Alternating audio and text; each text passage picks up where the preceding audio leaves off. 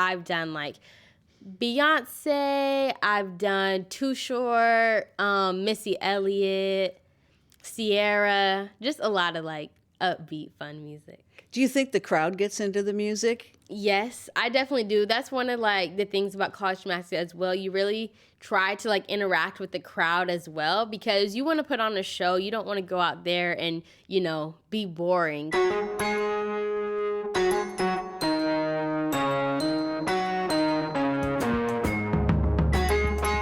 Morgan Price turned heads 2 years ago when she decided to come to Fisk University to join its newly formed gymnastics team. The Gymdogs, as they call themselves, were the first team from an historically black college or university. In her second year, Morgan became the first HBCU gymnast to win a national collegiate all-around title. So she begins her junior year with high expectations as defending champ. Practice just started this week, and Coach Corrinne Tarver has raised the bar this season. She's got Morgan and her teammates working hard, but not too hard.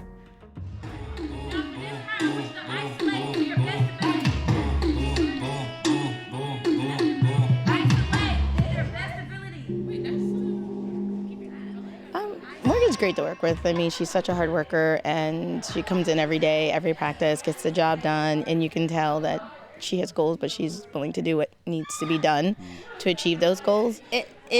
It was a weight lifted off, but it was also a weight put on. Because now the expectation is every time you step on the floor that you're going to be a champion. And that's a little unfair because we all make mistakes. But gymnastics is a sport that makes mistakes. I mean, it just happens now. With a Morgan, doesn't happen as often.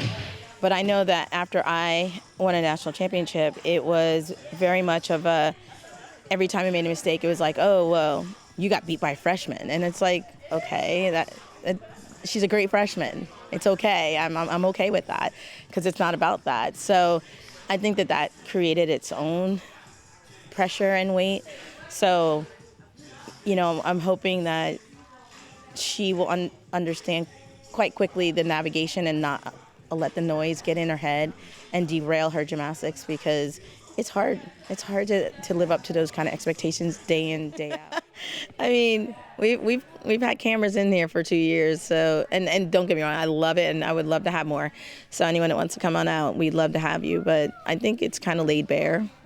We're still learning. We're still growing. We're still, being at an HBCU, the playbooks that all of us knew because all the coaches that I had did college gymnastics somewhere or high-level gymnastics. And so the playbooks, though, don't work at an HBCU, and we don't want it to work because we want there to be a different experience, and that's what will make it exciting and enticing for elite athletes or really any athletes to want to come to a Fisk instead of going to an SEC or Big Ten school because we have such unique experiences here. So we have to make sure that we allow those unique experiences to happen. So, we allow things like, okay, during homecoming week, it's a week and not a weekend, we make sure that they can participate in the activities. We have our girls like Morgan being in a pageant. You can put music on for routine, just don't put songs that might have curses in.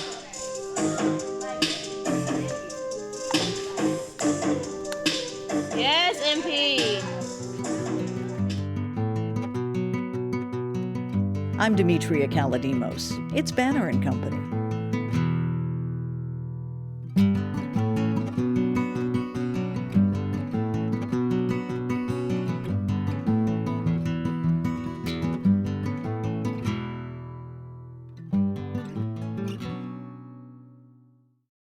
Talk a little bit about your coach, because she had a trailblazing career as well.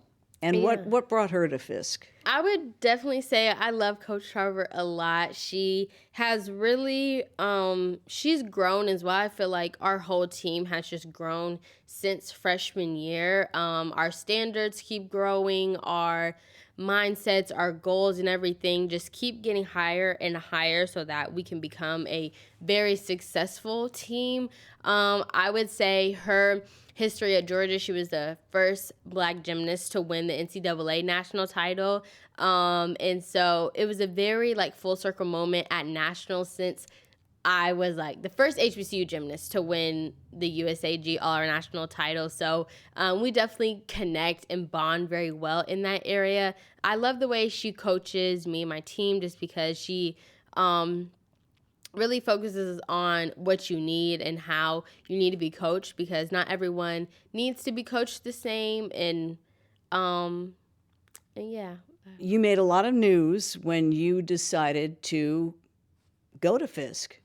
Recount that story for us. Yes. So again, when I was younger growing up in the sport, I knew I always wanted to go to an HBCU and do gymnastics, but I never had the opportunity because there wasn't an HBCU with a gymnastics team. So I decided that, I wanted to go to an SEC school who has gymnastics. So I decided to commit to Arkansas, which is where my older sister goes. And I didn't want to go there because of her. A lot of people say, like, oh, you probably just wanted to go because she was there. No, I did want to go to Arkansas as well, actually. But a couple months after that, I saw on Instagram how the first HBCU was coming out with a gymnastics team, and I saw that it was in Nashville, and I was like, oh, wow. Like, there's really nothing else that could be better for me. Yeah, the stars were aligning. Yes, literally everything was falling into place. I actually graduated high school a year early, and thank you for that, because I wouldn't have been able to be a part of the first team if I wouldn't have graduated a year early. So literally everything was just aligning perfectly. My family's still here, 20 minutes away from the school. So I just thought it was a perfect decision for me. So I had to call the coach at Arkansas and decommit, but she was very understanding, very supporting of why I chose to go to an HBCU. So, yeah. Yeah, that must have been nerve-wracking to make that phone call. Yes, it was very nerve-wracking. The coach at Arkansas, who's Jordan Weber, she is actually an Olympic gymnast, so it was like very nerve-wracking to have to tell her. But again, she was super supportive, super encouraging. She was obviously sad that I was going to decommit from the school, but again, she understood why, like the bigger picture of me committing to this school and attending HBCU and doing gymnastics. Was your sister bummed? She was sad as well, but again, everyone supported me in my decision. I made the decision on my own. I didn't really have anybody, like I obviously talked to my mom and my coaches about it, but like I knew how much I wanted to go to an HBCU and how important it was to me, so she understood. Now, how many girls form this first historic team, and where did they find them? Yeah, so we started out, the first team, we had 15 girls on the team. We kind of found them from everywhere, honestly. Some people reached out to the coach reached out to some of the girls. So it was kind of just kind of wherever you fit in was where you got in, honestly. Did you know any of your teammates from like the world of gymnastics? I actually did. So one of the girls, she went to, well, I kind of knew two of the girls, Xana and Liberty. Xana used to train with me actually at Texas Dreams for a little bit, and we were super close friends. We're still super close friends, but we used to train together at Texas Dreams when we were younger. So I knew of her. She was on the first team. And Liberty, I knew of her because, again, she went to a gym in Texas. Like, in Texas, it's kind of like everybody knows everybody almost, or at least knows the name. So I knew of her as well.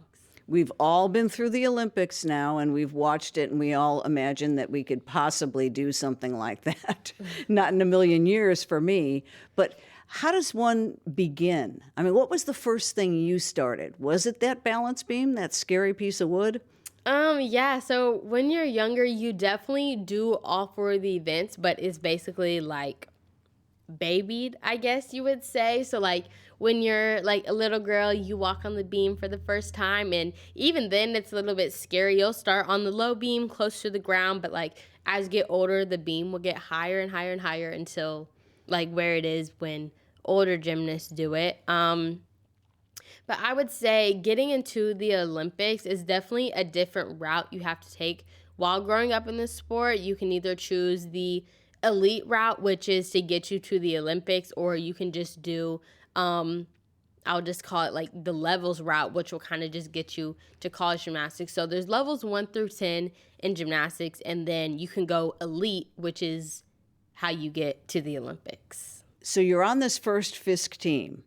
Was it evident that you were going to be a team leader? Were there very high expectations on you? There was a lot of expectations on me just because, like, I had the very big title of, like, the 5-star recruit, decommitted from Arkansas, going to Fisk. So definitely there was a lot of eyes, a lot of pressure on me, which I honestly kind of like the pressure. I feel like pressure is a privilege, so I like being able to put the pressure on me. I feel like it makes me do better sometimes almost. But yeah.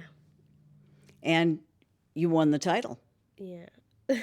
Tell me a little bit about that.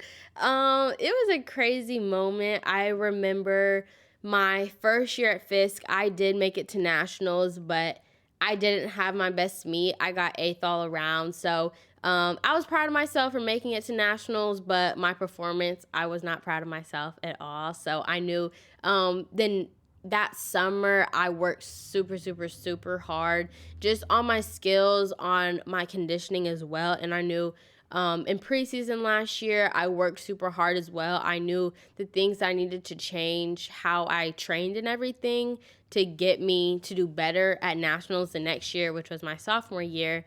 And so I made it to nationals again, thankfully. I had a great competition. Honestly, I didn't really have the best competition as well, but I knew that I did like pretty good. You know, in gymnastics, you want to be perfect. That's kind of like the whole thing. Try to get a 10, be perfect. But obviously, you don't want to try to be too perfect because that's when the mistakes and everything come in. But after the meet, I had to wait for the second session to go because that's when you found out if you had gotten first place or not. And so we watched the second session because some of my teammates were in that session. And then after that, Coach Tarver told me that I had won. And I was like, oh, wow, like really, like, and that was my main goal coming to Fisk. Like, one of my goals was to be an all-around national champion, and so I was just super proud of myself. Everything, I knew that I worked super hard for that specific moment, and so gearing up for this season, I would just say just doing the same. I know how hard I have to work even harder because I know there'll be even more expectations of me since I won last year. Did you incorporate new difficulty, a new trick, something that made that second year really pop? You know, I stuck with the same skills that I did my freshman year. I just trained differently. So during preseason, you have these assignments and that your coach gives you. And so I really just found out how to train, how to put pressure on myself in the gym so that when I went to the competitions, it would be the same amount of pressure and like the same amount of nerves. You know, your name is always going to be in the history books as the first national champion gymnast from an HBCU. I mean, kids in 50, 100 years will be reading about Morgan. How does that make you feel? It makes me feel very blessed and very honored. I feel like I really proved to myself and to others as to why I chose to come to an HBCU in the first place. You know, I didn't want to be just another African-American gymnast at any school. I wanted to, you know, come to an HBCU and show the world that we are good enough to be here and that we can compete with the other top schools and everything. So I feel like it's just an honor to be able to be at such an historic school as well and be able to be a national champion.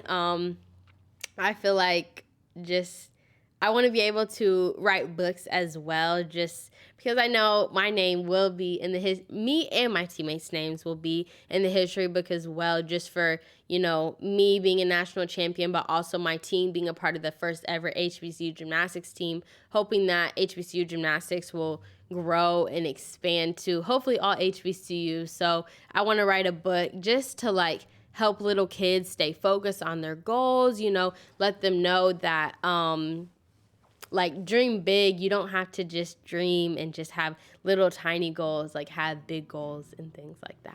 And it doesn't always happen right off the bat. Right, exactly. You went from number 8 to number 1. Yeah.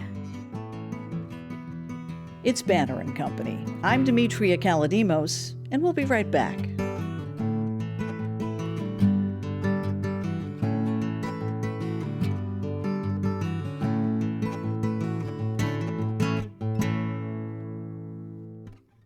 You were born and raised in Lebanon? Yes, ma'am, I was. How far back did the families go there? It goes pretty far back. My dad went to Lebanon High, played baseball, and then he went to MTSU and played baseball as well. Then he went into the major league and played for the Kansas City Royals. And then my mom obviously was in Lebanon as well. She did cheer at Vanderbilt, so definitely still close to Lebanon. A lot of my family lives there. My grandparents live in Lebanon still, so I go down to see them a lot. You mentioned your two sisters. All three girls athletic? Yes, they are. My older sister is a grad student, has 2 more years of gymnastics left at Arkansas, and then my younger sister is a cheerleader, a senior in high school, and hoping to go to Vanderbilt. Now, who started jumping around first? I would say my older sister, my mom all put us in gymnastics at the age of 2, and so ever since then we just kept going and didn't stop. How competitive are you guys at that young age? Well, at the young age, it's not really competitive, but definitely once you get into the levels, like I would say level 6 and level 7, it starts getting pretty competitive, and you definitely have to decide whether you really want to take the sport seriously or not. I'm curious whether one sister was like, I can do this. Can you do this? Yeah, I would say we were pretty close. We definitely pushed each other a lot. I would say my older sister and I, we were more connected in gymnastics since my younger sister stopped to do cheer. But we definitely pushed each other a lot in the sport, and it was amazing and just so blessed to have a sister that I can count on in and out of the gym. How soon was it apparent that you were good? And who told you so? I would say just doing competitions. Like if you're winning most competitions, I went to a lot of state, regionals, and national championships when I was like level 7 through 10. So I feel like that's when you kind of know if you're succeeding in the sport or not. You know, I have a lot of state, regional, and national titles. So I would say that I just proved myself that I was good enough to like get to the next level. Do you recall when you were first learning what the first big trick you did that you were very proud of, that you were showing off? I would probably say like my back handspring back layout on the beam. So the beam is a 4-inch piece of wood that's like in the air. And so doing 2 flips on that at one time is obviously very hard and very nerve-wracking. So I would say that was probably like my biggest skill that I was like super proud of, because I was also very nervous and scared of that skill when I was younger. Yeah, how does one even begin to lose the fear? Or do you ever lose the fear? That's definitely one of the hardest things about the sport of gymnastics. You know, fears come a lot in the sport. I mean, we're doing scary skills, and you know, you could seriously hurt yourself in any time, any moment if you do something wrong. So you definitely have to be very focused while you're in the gym and training and flipping. Sometimes you grow out of it. Sometimes you just never do grow out of it. Again, gymnastics is a very dangerous and scary sport. So you kind of just have to have a very strong mindset. Yeah. You moved to Texas at some point for sports. Yeah. That must have been a difficult decision. Yes. So it was my sisters, myself, and my mom, because my dad passed away in 2009 due to a motorcycle accident. So in 2014, my mom moved my sisters and I out to Texas so that we can have a better opportunity for gymnastics. It was super sad having to leave all of our family here in Tennessee, but they supported us with our decision of moving, and they knew that, you know, someday we were going to move back to Tennessee, because after my sister graduates from high school in Texas, she's going to move down here, and hopefully my 2 sisters will come back down here too after they finish college and everything. So it was a very hard decision, but again, we knew that we needed it so that we could have a better gymnastics opportunity and get to where we are now. And I don't mean to pry, but was your dad still playing when he had his accident? What happened? No, he was not still playing baseball. He had a elbow injury, so he had to stop playing. But he owned his own construction business called Price Builders. So he has built a lot of houses. He built our house in Lebanon that we used to live in, my grandparents' house, many of our family friends' houses, our neighbors' houses. So he definitely had, a big reputation in Lebanon, but no, he was not playing baseball at the time. And you were just 6 years old when you lost him? I was 4 years old. We were Oh. 2, 4, and 6, my sisters. Yeah. Wow. So I'm sure you still have memories, though. Yes, yeah. I have a couple, I was only 4, but we have a lot of pictures, of course. I would say my older sister remembers him the most since she was 6, but I have a couple memories, but not too many, unfortunately. Do you think getting away from Tennessee probably helped your mother deal with having very small children and being on her own at that point? Yeah, I do. I feel like it did help her, but also didn't help her at the same time, because I know a lot of our family, we used to stay at like our grandparents' house, or my mom's sister lives in Goodlettsville with her husband and her 2 children. So I would say we definitely were over there with our family a lot. So it was definitely very hard when we first moved, because we were always with our family all of the time, especially when my mom needed a break. We would go to our grandparents' house and hang with them and everything. But we met so many people in Texas who we call family now. So I would say it was definitely like the most of both worlds. Why are so many gymnasts in Texas? What happened to make that sort of ground zero? Texas has some of the best gymnastics facilities in the world. So I feel like that's why so many people go to Texas for gymnastics. I would say Houston and Dallas, they both have some of the best gyms in the country. So I would say that's why. My mom just did some research and she was like, oh, well, these gyms look good. We tried out a couple of gyms, and Texas Dreams was where we ended up. So I'm curious, do you ever, as a young child, not want to go to practice, put your foot down, fight back, or are you always up for practicing? No. Gymnastics is such a hard sport mentally and physically, and there are seriously just days where you don't want to go to practice when you're younger, or you're just like, oh, well, I want to quit because I can't do this skill anymore, or because I'm scared, I'm tired. But honestly, those are the days where you really have to push yourself even more, because those are the days that make you stronger and get to where you want to go in gymnastics. Even now in college, there's days where, you're super tired, don't want to go. You have to go to class after, early mornings, having to work out and everything. So it still is hard for gymnasts who are in college as well, just to keep pushing. But again, at the end of the day, you really just have to think about what your goals are in gymnastics, where you want to be after. So that kind of just is in the back of your head that makes you, get up every day and go to train. As a local girl, were you even aware of Fisk University growing up?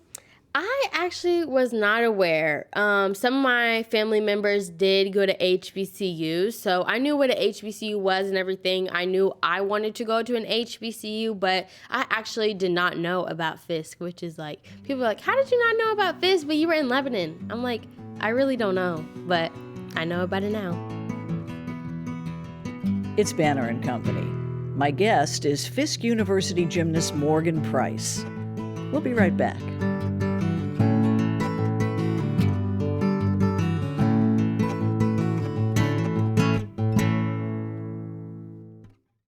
Growing up, who were your idols in the sport?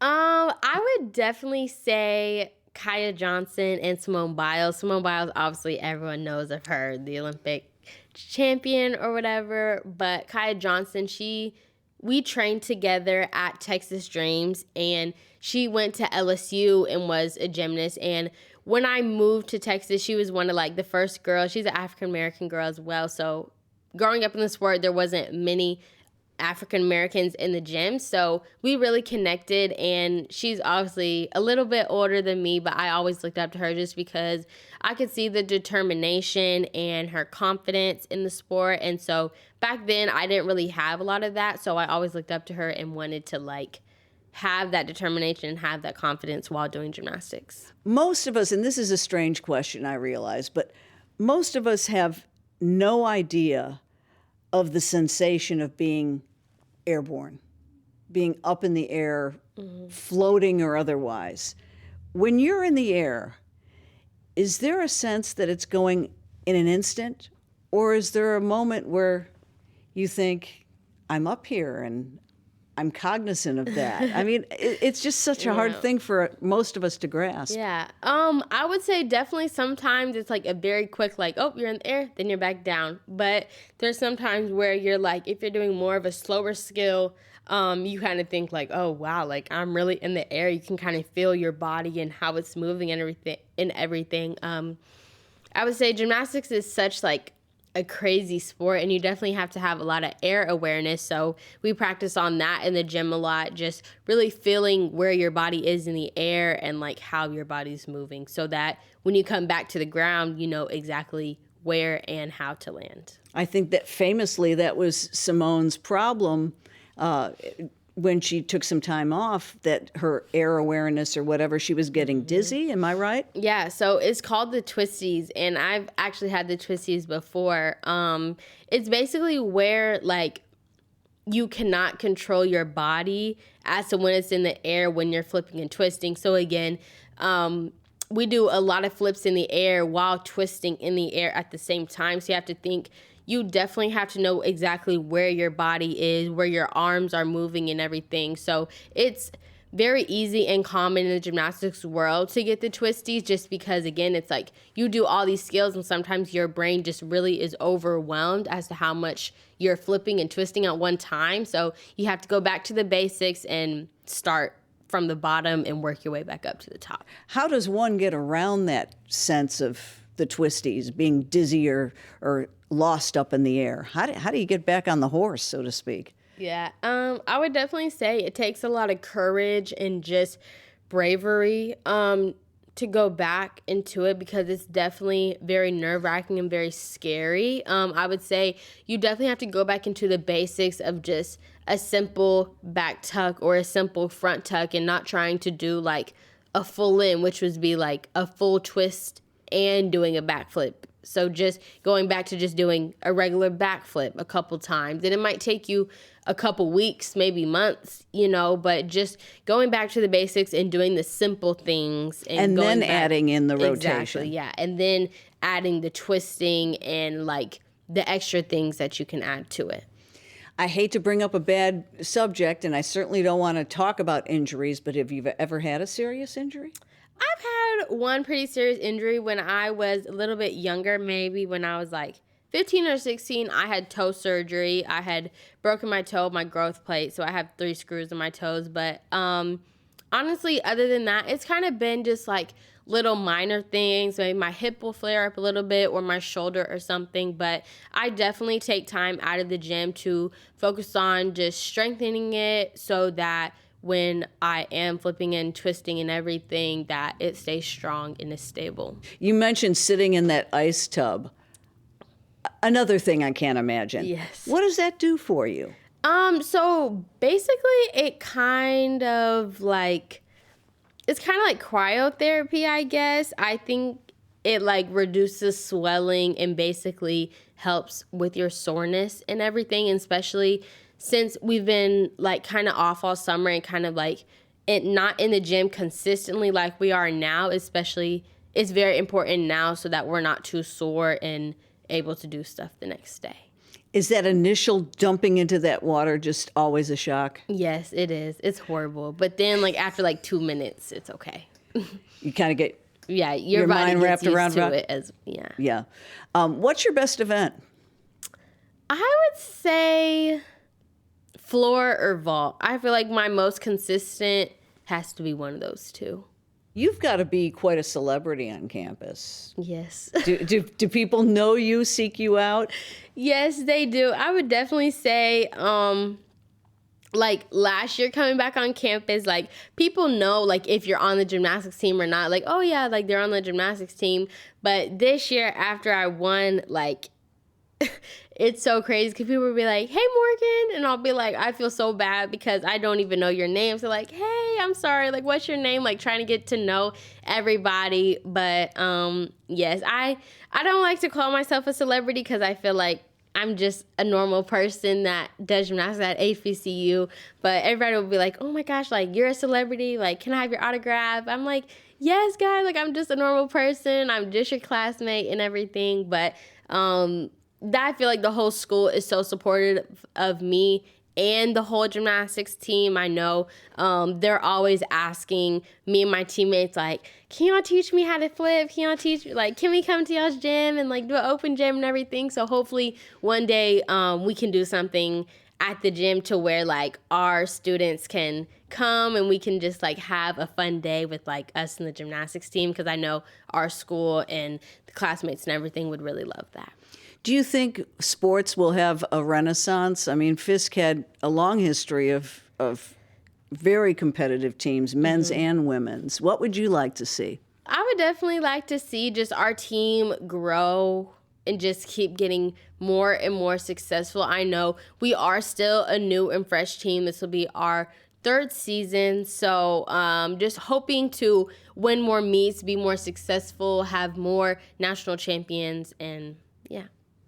If there's a little girl out there today that's, like your 8-year-old self, and she's got her eye on that sort of prize, what's the best advice? I would definitely say to keep your mental health in check. I feel like that's one of my top priorities going into this season. I know there's a lot of distractions outside, so I try to maintain my focus on my goals. So I would definitely say keep your mental health in check, prioritize your goals and things that you want to accomplish in life. Banner and Company is a production of the new Nashville Banner. Our producers are Steve Harouche and Andrea Tudhope. Original music is by Verlin Thompson. You can subscribe wherever you get your podcasts or go to NashvilleBanner.com. You're in good company.